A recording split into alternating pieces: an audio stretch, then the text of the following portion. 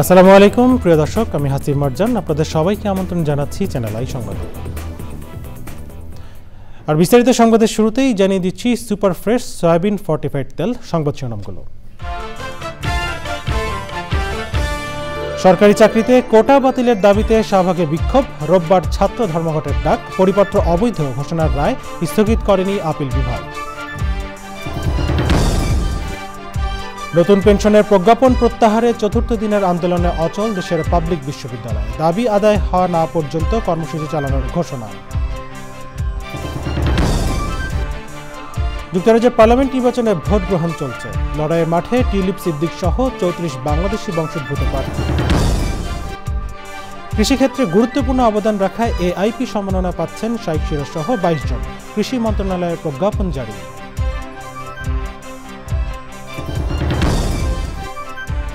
চট্টগ্রামে elevated expressway উদ্বোধনের 8 মাসেই ফাটল, অনিয়ম দুর্নীতি প্রমাণ পেয়েছে সংসদীয় তদন্ত কমিটি।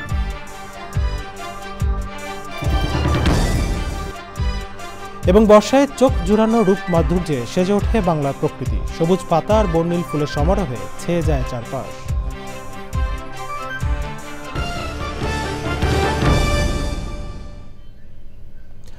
এছাড়াও নিটোল টাটা বিশেষ সংবাদে যা থাকছে: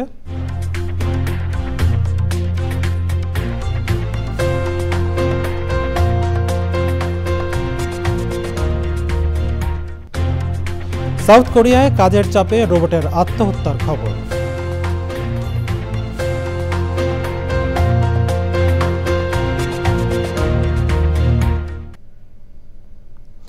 সংবাদ শিরোনামগুলো জানাচ্ছিলাম। এখনকার সংবাদ আয়োজন একই সঙ্গে চ্যানেলের ইউটিউব চ্যানেলে এবং চ্যানেলের ওটিটি প্ল্যাটফর্ম আই স্ক্রিনে লাইভ স্ট্রিম হচ্ছে। চলে হচ্ছে বিস্তারিত সংবাদে। দাবি আদায় না হওয়া পর্যন্ত সরকারি চাকরিতে কোটা সংস্কার আন্দোলনের শিক্ষার্থীরা কর্মসূচি অব্যাহত রাখার ঘোষণা দিয়েছেন। এ দাবিতে তারা শনিবার বিক্ষোভ কর্মসূচি এবং রোববার ক্লাস বর্জন ও ছাত্র ধর্মঘটের ডাক দিয়েছেন। কোটা বাতিলের পরিপত্র বহাল রাখার দাবি জানিয়ে ঢাকা বিশ্ববিদ্যালয় সহ বিভিন্ন বিশ্ববিদ্যালয় ও কলেজের শিক্ষার্থীরা সারাদিন শাহবাগে অবরোধ কর্মসূচি পালন করেন। রিপোর্ট করছেন মাসুর শাকিল। বৃহস্পতিবার বেলা 11টা নাগাদ খবর আসে কোটা বহাল রাখতে হাইকোর্টের রায় সুপ্রিম কোর্টও বহাল রয়েছে। এরপর বৈষম্য বিরোধী আন্দোলনের ব্যানারে ঢাকা বিশ্ববিদ্যালয়ের বিভিন্ন হল থেকে শিক্ষার্থীরা মিছিল নিয়ে কেন্দ্রীয় লাইব্রেরির সামনে জড়ো হয়।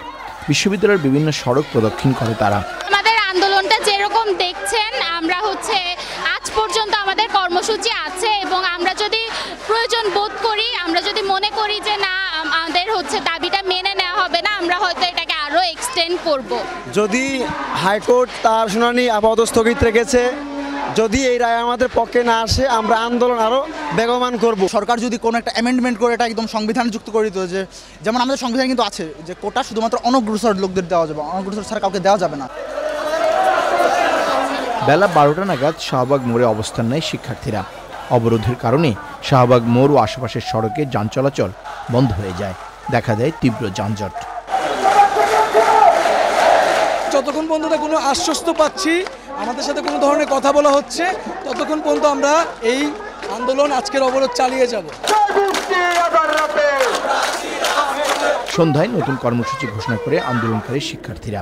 আগামী শুক্রবার অনলাইন ও অফলাইনে আমাদের জনসংযোগ হবে 4 দফার ভিত্তিতে এবং সারা দেশে সমন্বয় করা হবে। আগামী শনিবার বিকাল 3টায় সকল বিশ্ববিদ্যালয় এবং কলেজ থেকে বিক্ষোভ মিছিল বের করা হবে। আগামী রবিবার সকল কলেজ ও বিশ্ববিদ্যালয়ে ক্লাস পরীক্ষা বর্জন ও ছাত্র ধর্মঘট পালিত হবে। 2018 সালে সরকারি চাকুরিতে কোটা বাতিল করে পরিপত্র জারি করেছিল সরকার। রিট আবেদনের প্রেক্ষিতে 5 জুন হাইকোর্ট ওই পরিপত্র বাতিল করে রায় দেয়। মাসুর শাকিল, চ্যানেল আই, ঢাকা। সরকারি চাকরিতে প্রথম ও দ্বিতীয় শ্রেণীতে মুক্তিযোদ্ধা কোটা আপাতত বহাল রেখেছেন আপিল বিভাগ। হাইকোর্টের পূর্ণাঙ্গ রায় পাওয়ার পর নিয়মিত আপিল করতে রাষ্ট্রপক্ষকে নির্দেশ দিয়েছেন আদালত। তবে এ নিয়ে কোনো মন্তব্য করতে রাজি হননি রাষ্ট্রের প্রধান আইন কর্মকর্তা। রাজপথে আন্দোলন করে উচ্চ আদালতের রায় পরিবর্তন করা যায় কিনা রাষ্ট্রপক্ষের কাছে এমন প্রশ্ন রেখেছেন প্রধান বিচারপতি। আরও জানাচ্ছেন মাজরুল হক মান্না। সরকারি চাকরিতে প্রথম ও দ্বিতীয় শ্রেণীতে মুক্তিযোদ্ধা কোটা বাতিল করে জারি করা পরিপত্র অবৈধ ঘোষণা করে গত 5ই জুন রায় দেন হাইকোর্ট। এই রায় স্থগিত চেয়ে আবেদন করে রাষ্ট্রপক্ষ। চেম্বার আদালত শুনানির জন্য পাঠিয়ে দেন আপিল বিভাগের পূর্ণাঙ্গ বেঞ্চে। যখন শুনানি শুরু হয় তখন রাজধানীর শাহবাগ সহ বিভিন্ন জায়গায় চলছিল কোটা বিরোধী আন্দোলন। এ নিয়ে মন্তব্য করেন প্রধান বিচারপতি। কোর্ট একটা পর্যায়ে বলেছে আদার সাইডকে, বলে বাহিরে যে সমস্ত মুভমেন্ট বা আন্দোলন যেটা চলছে এটা কি দরকার, এটা কেন করছে। সিনিয়র আইনজীবী না থাকায় রিট আবেদনকারীর পক্ষের আবেদনের পরিপ্রেক্ষিতে শুনানি 1 সপ্তাহ মুলতবি করে আপিল বিভাগ। তবে হাইকোর্টের রায় স্থগিত চেয়ে রাষ্ট্রপক্ষের আবেদনের বিষয়ে আদেশ দেওয়া হয়। যে চেম্বার জজের যে অর্ডার, সে অর্ডার এখনো বহাল আছে। নেক্সট যে পর্যন্ত শুনানি না হবে সে পর্যন্ত এভাবে বলবৎ থাকবে। এখন মুক্তিযোদ্ধার যে 30% যে কোটা, যে বিধানটি ইতিপূর্বে ছিল, সেটা বলবৎই থাকবে আপাতত শুনানি না হওয়া পর্যন্ত। 1 সপ্তাহে আছে, যদি দেখা যায় বলে সেই পর্যন্ত সিপি করার জন্য যে মূল জাজমেন্টটা, সেই জাজমেন্টটি নামে নাই, তাহলে হয়তো কোর্ট মনে করতে পারে মূল জাজমেন্ট সহ একসাথে শুনানির জন্য সেটাও রাখতে পারে। আর যদি মনে করে বলে না আসলে যেটা আছে সেভাবেই শুনানি করা দরকার, তাহলে সেটাও করতে পারে। হাইকোর্টের রায় নিয়ে আন্দোলন করার প্রসঙ্গে মন্তব্য করেন রিট আবেদনকারী। তারা সুপ্রিম কোর্টের গেটে এসে ধাক্কাচ্ছে এবং বলছে যে সুপ্রিম কোর্ট বোয়া, সুপ্রিম কোর্ট বোয়া। এটা তো একটা একটা স্বাধীন দেশের সুপ্রিম কোর্টের প্রতি যে এই আন্দোলনকারীদেরকে নিজেদেরকে মেধাবী দাবি করে যে এরকম আচার ব্যবহার করা, আচরণ করা, সেটা অত্যন্তই দুঃখজনক। কোটা নিয়ে শুভঙ্করের ফাঁকি চলছে বলেও মন্তব্য করেন রিট আবেদনকারী। মাঝড়ক মান্না, চ্যানেল আই, ঢাকা। নতুন ঘোষিত পেনশন সংক্রান্ত প্রজ্ঞাপন বাতিলে টানা ৪র্থ দিনের আন্দোলনে অচল হয়ে পড়ে ঢাকা বিশ্ববিদ্যালয়ে একাডেমিক এবং প্রশাসনিক কার্যক্রম। বৃহস্পতিবার আওয়ামী লীগ সাধারণ সম্পাদক ওবায়দুল কাদেরের সাথে শিক্ষক নেতাদের আলোচনায় বসার কথা থাকলেও তা স্থগিত করা হয়। শিক্ষামন্ত্রীর আন্তরিকতা নিয়েও প্রশ্ন রেখেছেন শিক্ষক নেতারা। রিপোর্ট করছেন মিথিলা নাজনীন। অর্থ মন্ত্রণালয় থেকে জারি করা পেনশন সংক্রান্ত প্রজ্ঞাপনকে বৈষম্যমূলক দাবি করে তা বাতিলে আন্দোলন করছেন ঢাকা বিশ্ববিদ্যালয়ের শিক্ষক, কর্মকর্তা এবং কর্মচারীরা। তারা বলছেন, চলতি অর্থবছর থেকে চালু হওয়া প্রত্যয় স্কিমে তারা যেমন মূলধন হারাচ্ছেন, তেমনি ঝুঁকিতে পড়ছেন তাদের নমিনিরাও। ৪র্থ দিনের মতো এই আন্দোলনে স্থবির ঢাকা বিশ্ববিদ্যালয়ের সার্বিক শিক্ষা কার্যক্রম। একাত্মতা পোষণ করা ৩৫টি সরকারি বিশ্ববিদ্যালয়ের শিক্ষকরা আন্দোলনে যোগ দিতে আসেন। আমরা স্পষ্টভাবে জানাতে চাই, আমরা শিক্ষক, আমরা নিজেরা যদি পার্সোনাল ব্যক্তিগত আমরা কেউ ক্ষতিগ্রস্ত হচ্ছি না। ওনারা যেভাবে ব্যাখ্যা দিচ্ছেন, যারা প্রমোশন পাবে তারাও ক্ষতিগ্রস্ত হচ্ছে না, কিন্তু বাংলাদেশে এই টারশারি শিক্ষাকে ধ্বংস করার জন্য যে পরিকল্পনা করেছেন সেটার বিরুদ্ধে আমাদের এই সংগ্রাম। শিক্ষা মন্ত্রণালয় দ্রুত ব্যবস্থা নেবে, আমাদের সঙ্গে আলোচনার যেটা উনি প্লেস করতে পারবেন। যেসব মন্ত্রণালয়ের কথা আপনারা বলছেন, এসব মন্ত্রণালয়ের সঙ্গে কথা বলার কথা আমাদের না। আমরা তাদের ল্যাঙ্গুয়েজ বুঝি না, তাদের আইন বুঝি না, তাদের স্বার্থ বুঝি না। আমাদের সাথে আজকে যে সকাল 11টায় যে মাননীয় সড়ক যোগাযোগ ও সেতুমন্ত্রী মহোদয় জনাব ওবায়দুল কাদের সাহেব, আওয়ামী লীগের সাধারণ সম্পাদক, কিন্তু সেই বৈঠকটি হঠাৎ করে আমরা সকাল 10টায় আমরা জানতে পারলাম যে মাননীয় প্রধানমন্ত্রীর সাথে বিশেষ পদ্মা সেতু সংক্রান্ত জরুরি বৈঠক আছে। সে কারণে আজকে স্থগিত করা হলো। অচিরেই আমাদেরকে সে ব্যাপারে জানানো হবে কবে বৈঠকটি হবে। দাবি আদায় না হওয়া পর্যন্ত আন্দোলন চলমান রাখার ঘোষণা দিয়েছেন সংশ্লিষ্টরা। Mithila Nazneen, channel I, Dhaka. British পার্লামেন্টের নিম্নকক্ষ হাউস অব কমন্সের ভোট গ্রহণ চলছে। হাউস অব কমন্সের 650 আসনে জনপ্রতিনিধি নির্বাচন করবেন ব্রিটেনের 4,60,00,000 ভোটার। বাংলাদেশি বংশোদ্ভূত 34 জন সহ 4,515 প্রার্থী এই নির্বাচনে লড়ছেন। জনপ্রিয়তা সমর্থন থাকায় এবারও বিজয়ী হওয়ার সম্ভাবনা রয়েছে বাংলাদেশের জাতির পিতা বঙ্গবন্ধু শেখ মুজিবুর রহমানের নাতনি টিউলিপ সিদ্দিকের। রিয়াজুল ইসলাম জানাচ্ছেন বিস্তারিত। বাংলাদেশ সময় দুপুর 12টায় শুরু হয়েছে যুক্তরাজ্যের 58তম সাধারণ নির্বাচনের ভোট গ্রহণ। 40,000 কেন্দ্রে ভোট দিচ্ছেন ইংল্যান্ড, নর্দার্ন আয়ারল্যান্ড, ওয়েলস ও স্কটল্যান্ডের 4,60,00,000 ভোটার। লন্ডনে সস্ত্রীক ভোট দিয়েছেন লেবার পার্টির নেতা কেয়ার স্টারমার। স্ত্রী অক্ষতা মূর্তিকে নিয়ে নর্থ ইয়র্কশায়ারে ভোট দিয়েছেন যুক্তরাজ্যের প্রধানমন্ত্রী ঋষি সুনাক। অন্যান্য প্রার্থীরা তাদের নির্বাচনী এলাকায় ভোট দিয়েছেন। 2022 সালে আইন পরিবর্তন আনায় 20 লাখ ব্রিটিশ নাগরিক যারা 15 বছরের বেশি সময় ধরে বিদেশে বসবাস করছেন তারাও ভোট দিতে পারবেন এবারের নির্বাচনে। জরিপে দেখা গেছে তুমুল প্রতিদ্বন্দ্বিতা হবে কনজারভেটিভ পার্টি এবং লেবার পার্টির মধ্যে। ব্রিটিশ সহ আন্তর্জাতিক গণমাধ্যমের বিশ্লেষণে বলা হচ্ছে, নির্বাচনে কিয়ার স্টারমারের লেবার পার্টির কাছে হারতে যাচ্ছে 14 বছর ধরে ক্ষমতায় থাকা ঋষি সুনাকের কনজারভেটিভ পার্টি। নির্বাচনে ছোট বড় মিলিয়ে 98টি রাজনৈতিক দল অংশগ্রহণ করছে, যার মধ্যে 35টি রাজনৈতিক দলের মনোনীত প্রার্থীর সংখ্যা মাত্র একজন করে। এবারের নির্বাচনে রেকর্ড সংখ্যক 34 বাংলাদেশি বংশোদ্ভূত ব্রিটিশ নাগরিক অংশ নিচ্ছেন। লেবার পার্টির প্রার্থী হিসেবে লড়ছেন টিউলিপ রেজওয়ানা সিদ্দিক। লেবার পার্টি জয় পেলে বাংলাদেশি বংশোদ্ভূত হিসেবে প্রথম ব্রিটিশ মন্ত্রী হতে যাচ্ছেন টিউলিপ। ভোট গ্রহণ শেষে গণনা শুরু হবে। নিয়ম অনুযায়ী সংখ্যাগরিষ্ঠ আসন পাওয়া দলকে সরকার গঠনের আহ্বান জানাবেন রাজা তৃতীয় Charles. Riaz Islam, channel I. Teesta প্রকল্প ভারত না চীন বাস্তবায়ন করবে সেই সিদ্ধান্ত বাংলাদেশকে নিতে হবে বলে মনে করেন চীনের রাষ্ট্রদূত ইয়াও ওয়েন। প্রশ্নের উত্তরে সাংবাদিকদের তিনি বলেন, প্রকল্প যেহেতু বাংলাদেশের, সিদ্ধান্ত তাদেরই। আরেক প্রশ্নের উত্তরে চীনের রাষ্ট্রদূত জানান, আগামী 8 জুলাই প্রধানমন্ত্রী শেখ হাসিনার চীন সফরে ঋণ পাওয়ার বিষয়ে অগ্রগতি হতে পারে। পান্থর রহমান জানাচ্ছেন বিস্তারিত। ভারতের পর এবার চীন সফরে যাচ্ছেন প্রধানমন্ত্রী শেখ হাসিনা। এটি প্রধানমন্ত্রী হিসেবে তার 5ম বেইজিং সফর।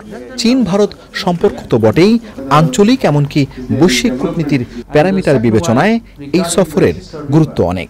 প্রধানমন্ত্রী শেখ হাসিনার সফরের ঠিক আগে কূটনৈতিক সাংবাদিকদের সংগঠন ডিক্যাবের নিয়মিত আয়োজন ডিক্যাব টকে চীনের রাষ্ট্রদূত আশা করেন সফরটি দুই দেশের সম্পর্কে ভিন্ন মাত্রা যোগ করবে। তিস্তা বাংলাদেশের নদী, এখানে কি প্রকল্প হবে, কারা সেই প্রকল্প বাস্তবায়ন করবে, সেই সিদ্ধান্ত বাংলাদেশই নেবে। তবে আমরা চাই প্রকল্পের কাজ দ্রুত শুরু ও শেষ হোক। আমরা চাই স্বকীয়তা বজায় রেখে বাংলাদেশ প্রতিবেশীদের সাথে সুসম্পর্ক রাখুক, কারণ বাংলাদেশ আমাদের কাছে বঙ্গোপসাগরের বিষয়। আশা করি প্রধানমন্ত্রীর এই সফর দ্বিপাক্ষিক ও আঞ্চলিক সম্পর্কে নতুন ব্লুপ্রিন্ট তৈরি করবে। বাংলাদেশের রিজার্ভ সংকট মোকাবেলায় চীনের সহযোগিতার প্রশ্ন উঠলে রাষ্ট্রদূত বলেন, অগ্রগতি হতে পারে। বাংলাদেশের রিজার্ভ স্বল্পতা প্রশ্নে বলতে চাই, এ নিয়ে আমরা আলোচনা করছি। আমাদের কাছে বাংলাদেশের পক্ষ থেকে নতুন প্রস্তাবনা এসেছে। আমরা যে কোনো প্রস্তাবের জন্য উন্মুক্ত, তবে এটা এখনো আলোচনার মধ্যে আছে। আশা করি এক্ষেত্রে একটা অগ্রগতি হবে। রাষ্ট্রদূত বলেন, যত দুঃসাধ্যই হোক রোহিঙ্গা প্রত্যাবাসনে শেষ পর্যন্ত চেষ্টা করে যাবে চীন। পান্থর রহমান, চ্যানেল আই, ঢাকা। কৃষিক্ষেত্রে গুরুত্বপূর্ণ ব্যক্তি বা এআইপি সম্মাননা পাচ্ছেন 22 জন। এই খাতে গুরুত্বপূর্ণ অবদানের স্বীকৃতিস্বরূপ 5টি বিভাগে দ্বিতীয়বারের মতো এই সম্মাননা দেওয়া হচ্ছে। গণমাধ্যম ব্যক্তিত্ব শাইখ সিরাজ সহ অন্যদের নামে ইতোমধ্যে এই বিষয়ে প্রজ্ঞাপন প্রকাশ করেছে কৃষি মন্ত্রণালয়। বিস্তারিত জানাচ্ছেন রফিকুল বাশার। বাংলাদেশের অর্থনীতির মূল চালিকা শক্তি কৃষি। সেই কৃষিক্ষেত্রে যারা অবদান রেখে চলেছেন তাদেরকে কৃষিক্ষেত্রে গুরুত্বপূর্ণ ব্যক্তি বা এআইপি সম্মাননা দিতে যাচ্ছে সরকার। 4 দশকের বেশি সময় ধরে কৃষি নিয়ে কাজ করা গণমাধ্যম ব্যক্তিত্ব শাইখ সিরাজ এবার পাচ্ছেন এআইপি সম্মাননা। স্বীকৃত বা সরকার নিবন্ধিত কৃষি সংগঠন শ্রেণীতে তাকে এই সম্মাননা দেওয়া হচ্ছে। উদ্যোক্তাদের মধ্যে জাতীয় পর্যায়ে বিভিন্নভাবে যারা কৃষিকে এগিয়ে নেওয়ার জন্য অবদান রেখেছেন, তার মধ্যে উল্লেখযোগ্য আছেন জনাব শাইখ সিরাজ, যিনি আপনারা জানেন 40 বছরের ব্যাপী তিনি কৃষিকে ভালোবেসে এবং দেশ বিদেশের কৃষিকে সাধারণ মানুষের মাঝে তুলে ধরেছেন, যার ফলে দেশে আমাদের কৃষিতে অনেকেই আজ আগ্রহী হয়ে উঠেছে এবং কৃষি একটি সম্মানজনক পেশা হিসাবে গ্রহণ করছে। এই স্বীকৃতি কৃষকদের গর্বিত করবে বলে মন্তব্য করেছেন গণমাধ্যম ব্যক্তিত্ব শাইখ সিরাজ। যে শ্রেণীটা সমাজের সবচেয়ে মর্যাদাবান হওয়ার কথা ছিল তারাই সবচেয়ে অবহেলিত, অর্থাৎ কৃষকরা। আজকে অর্থনীতি এবং খাদ্য নিরাপত্তার মূল ইস্যুটি তারাই ধরে রেখেছে। সরকার তাদেরকে সম্মানিত করতে যাচ্ছে এবং করে আসছেন। এটা খুবই একটা ভালো উদ্যোগ। কৃষক সম্মানিত হওয়া মানে গোটা সমাজ ব্যবস্থার একটা পরিবর্তন আসা। আমি মাননীয় প্রধানমন্ত্রীকে বিশেষভাবে ধন্যবাদ জানাবো, তিনি উদ্যোগটি নিয়েছেন এবং তারা যখনই এসছেন তখনই আমাদের দেশের খাদ্য নিরাপত্তার ইস্যুটি অনেক মজবুত হয়েছে। কৃষিজাত বা প্রযুক্তি উদ্ভাবনে 4 জন, কৃষি উৎপাদন বা বাণিজ্যিক খামার স্থাপন ও কৃষি প্রক্রিয়াকরণ শ্রেণীতে 10 জন, রপ্তানিযোগ্য কৃষিপণ্য উৎপাদনে 2 প্রতিষ্ঠান, নিবন্ধিত কৃষি সংগঠন শ্রেণীতে 3 জন এবং বঙ্গবন্ধু কৃষি পুরস্কারে স্বর্ণপদক পেয়েছেন এমন 3 জনকে এআইপি নির্বাচন করা হয়েছে। এআইপি সম্মাননা পাওয়া ব্যক্তিরা সিআইপিদের মতোই বিভিন্ন সুবিধা পাবেন। রোববার আনুষ্ঠানিকভাবে বর্ণাঢ্য অনুষ্ঠানের মাধ্যমে তাদের কার্ড, ক্রেস্ট ও প্রশংসাপত্র দেওয়া হবে। Rafiqul Bashar, channel I, Dhaka. ওমানে কর্মরত প্রবাসী বাংলাদেশি শ্রমিকদের প্রশংসা করে প্রধানমন্ত্রী শেখ হাসিনা বলেছেন, তারা দুদেশের আর্থ-সামাজিক উন্নয়নে অবদান রাখছে। বাংলাদেশে নিযুক্ত ওমানের রাষ্ট্রদূত আব্দুল গাফফার বিন আব্দুল করিম আল বুলুশি প্রধানমন্ত্রীর সঙ্গে গণভবনে সাক্ষাৎ করতে গেলে প্রধানমন্ত্রী এমন মন্তব্যের সঙ্গে একমত পোষণ করেন ওমানের রাষ্ট্রদূত। রাষ্ট্রদূত বলেন, তারা উভয় দেশের অর্থনীতির জন্য কাজ করছে। পরে প্রধানমন্ত্রী শেখ হাসিনার সঙ্গে সাক্ষাৎ করেন স্পেনের রাষ্ট্রদূত গ্যাব্রিয়েল মারিয়া সিস্তিয়াগা ওচোয়া। সাক্ষাতে পারস্পরিক সহযোগিতা ও সুবিধা বৃদ্ধির জন্য বাংলাদেশ ও স্পেনের মধ্যে ব্যবসা বাণিজ্য বৃদ্ধির প্রয়োজনীয়তার উপর গুরুত্ব আরোপ করেন প্রধানমন্ত্রী। বর্তমানে স্পেন বাংলাদেশ থেকে তৈরি পোশাক আমদানি করে জানিয়ে সিমেন্ট খাতে স্প্যানিশ বিনিয়োগের কথা উল্লেখ করেন স্পেনের রাষ্ট্রদূত।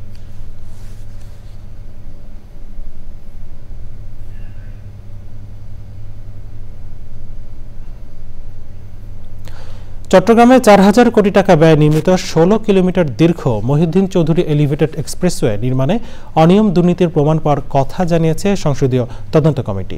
বিশেষজ্ঞদের মতামত নিয়ে দায়ীদের বিরুদ্ধে কঠোর ব্যবস্থা নেওয়ার কথা জানান কমিটির সদস্যরা।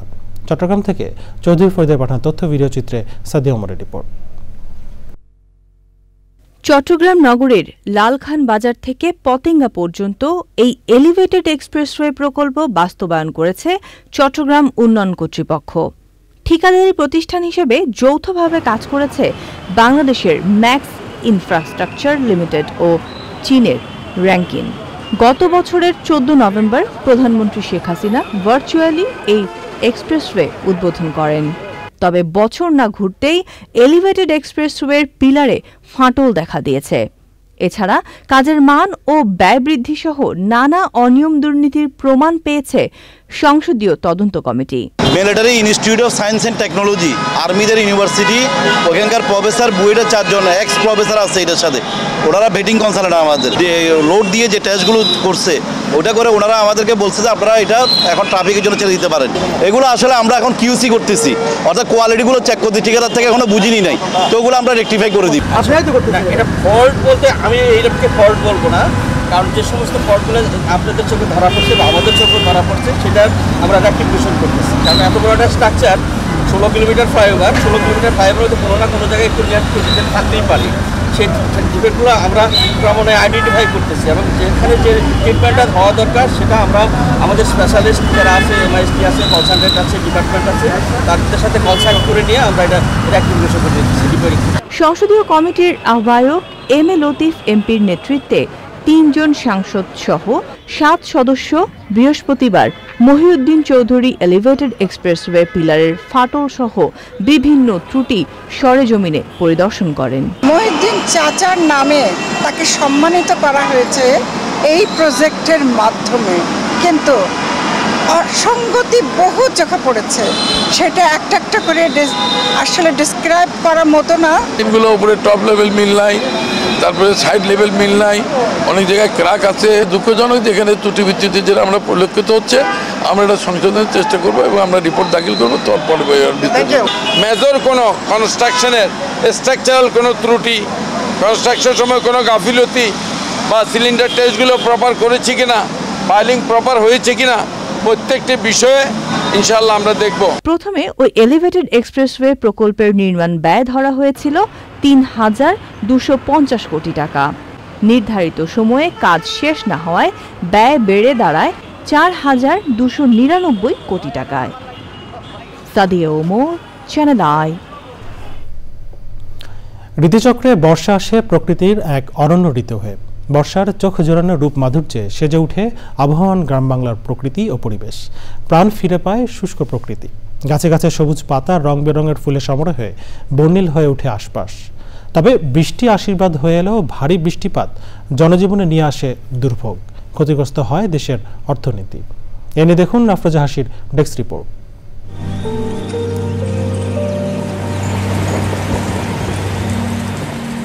ষড়ঋতুর বাংলাদেশে সারা বছর জুড়েই থাকে প্রকৃতির বৈচিত্র্যময় রূপ সৌন্দর্য। তবে বর্ষার সাথে বাংলার প্রকৃতি রয়েছে নিবিড় সম্পর্ক। বর্ষার শীতল বর্ষণ প্রকৃতির সকল চাওয়াকে যেন তৃপ্ত করে।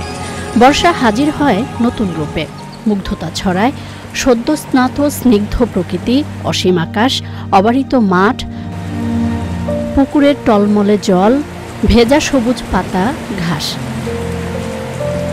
শহরাঞ্চলে বৃষ্টি কিছুটা ভিন্ন রূপে দেখা দেয়। শহরের তপ্ত আবহাওয়া অনেকটা শীতল হয় বাড়িধারায়, তবুও তার সাথে আসে জলাবদ্ধতা সহ নানা রকম ভোগান্তি। তবে শহর কিংবা গ্রামে বর্ষায় প্রকৃতির রূপ কাব্যময় করে তোলে মানব হৃদয়। বাতাসে ভেসে বেড়ায় কদম, হিজল, বেলি, গন্ধরাজ সহ বিভিন্ন ফুলের সুবাস। বর্ষায় উর্বর মাটিতে জেগে ওঠে বৈচিত্র্যময় উদ্ভিদরাজিতে সমৃদ্ধ বনভূমিগুলো। কৃষিখাতেও বৃষ্টিপাতের অত্যন্ত গুরুত্বপূর্ণ ভূমিকা আছে। তবে জলবায়ু পরিবর্তনের ফলে কখনো অতিবৃষ্টি, আবার কখনো অনাবৃষ্টিতে বিপর্যস্ত বিভিন্ন দেশ।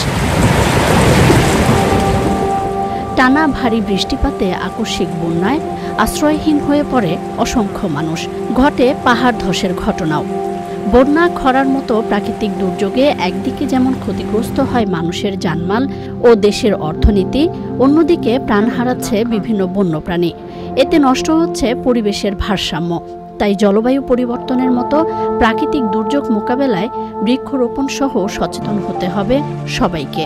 প্রকৃতির প্রতি যত্নশীল হলে যেমন প্রকৃতি ভালো থাকবে সামগ্রিক জীববৈচিত্র্য। আফরোজা হাসি, প্রকৃতি ও জীবন ডেস্ক, চ্যানেল আই। বৃষ্টি ও প্রকৃতি নিয়ে প্রতিবেদন দেখবেন আজ রাত 10:15 প্রকৃতি ও জীবন অনুষ্ঠানে। এর সাথে সংবাদের সময় হয়ে গেল বিরতি নেবার।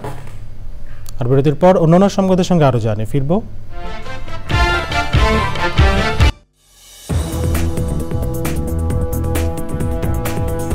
ফিরে এলাম বিরতির পর। স্বাগত আরো একবার চ্যানেল আই সংবাদে। পরিবেশ মন্ত্রণালয় ঘোষিত 100 কর্মদিবসের কর্মপরিকল্পনার 78% বাস্তবায়ন হয়েছে বলে দাবি করেছেন পরিবেশ, বন ও জলবায়ু পরিবর্তন মন্ত্রী সাবির হোসেন চৌধুরী।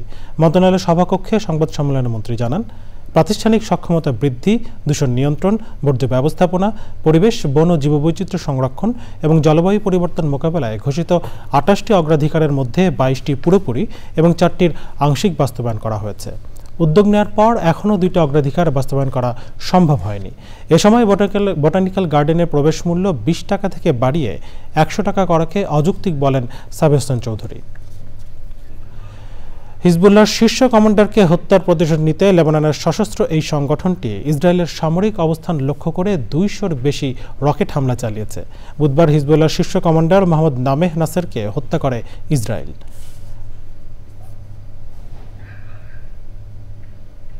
এবারে রয়েছে আইস্ক্রিন সাংস্কৃতিক সংবাদ।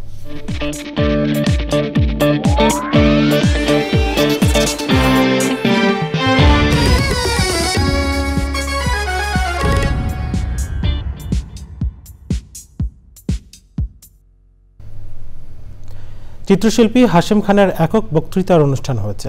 বিকেলে বাংলাদেশ শিশু একাডেমিতে 21 পদকপ্রাপ্ত ও স্বাধীনতা পুরস্কারপ্রাপ্ত চিত্রশিল্পী হাশেম খানের 84তম জন্মদিন উপলক্ষে এই আয়োজন করা হয়। রংতুলিতে বাংলাদেশ শিরোনামের এই আয়োজনে হাশেম খানের চিত্রকর্ম নিয়ে আলোচনা করেন গুণীজনরা। এ সময় বিভিন্ন স্কুলের শিশু চিত্রশিল্পীরা হাশেম খানকে নিয়ে কবিতা পরিবেশন করে। বক্তারা বলেন, হাশেম খানের চিত্রকর্মের মধ্যে বাংলাদেশের সংস্কৃতি আর ইতিহাস ফুটে ওঠে।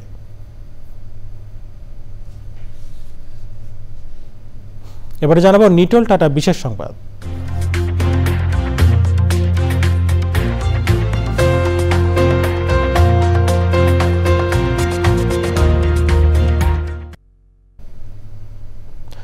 দক্ষিণ কোরিয়ায় সরকারি অফিসের সিঁড়ি থেকে পড়ে একটি রোবট বিকল হয়ে গেছে। কর্মকর্তা হিসেবে নিয়োগ পাওয়া ওই রোবটটি কাজের চাপে স্বেচ্ছা মৃত্যুর পথ বেছে নিয়েছে কিনা এমন প্রশ্ন তুলেছে বিভিন্ন সংবাদ মাধ্যম।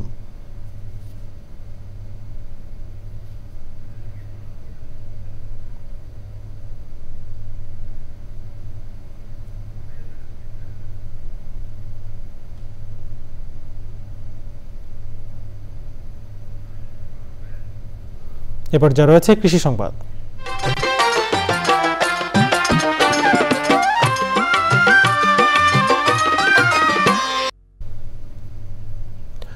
তীব্র তাপপ্রবাহ, খাল ভরাট, অনাবৃষ্টি, শ্রমিক সংকট ও পাটের ন্যায্য মূল্য না পাওয়ায় মেহেরপুরে দিনে দিনে কমছে পাটের আবাদ।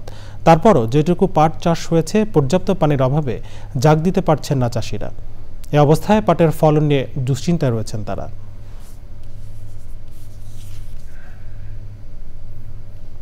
এখন দেখবেন প্রকৃতি সংবাদ।